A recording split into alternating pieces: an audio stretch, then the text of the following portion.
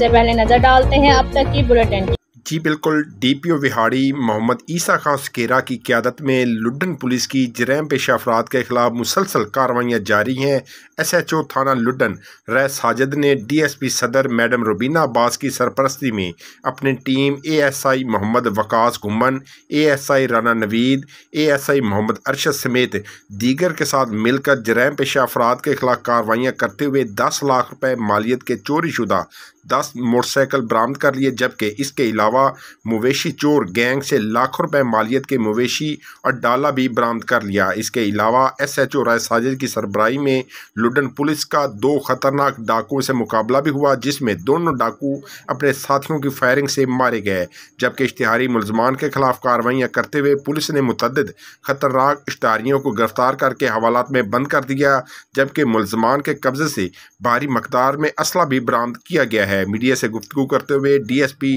Madam Rubina Abbas کا کہنا تھا کہ D P O Vehari Muhammad Isa Khan Sukhera کی قیادت میں ضلع بھر سے جرائم پیشہ عناصر کے خلاف سخت کارروائیاں جاری ہیں اور ضلع میں جرائم کی شرح میں واضح کمی آئی ہے، جبکہ ایس ایچ او تھانہ لڈن ریس ساجد کا کہنا تھا کہ عوام کے جان و مال کو محفوظ بنانے کے لیے تمام تر وسائل بروئے کار لائے جا رہے ہیں اور تھانہ لڈن سے جرائم کے خاتمے کے لیے ہر ممکن کوشش کر رہا ہوں۔ دوسری طرف شہریوں کی طرف سے پولیس کی اعلیٰ کارکردگی کو خوب سراہا جا رہا ہے۔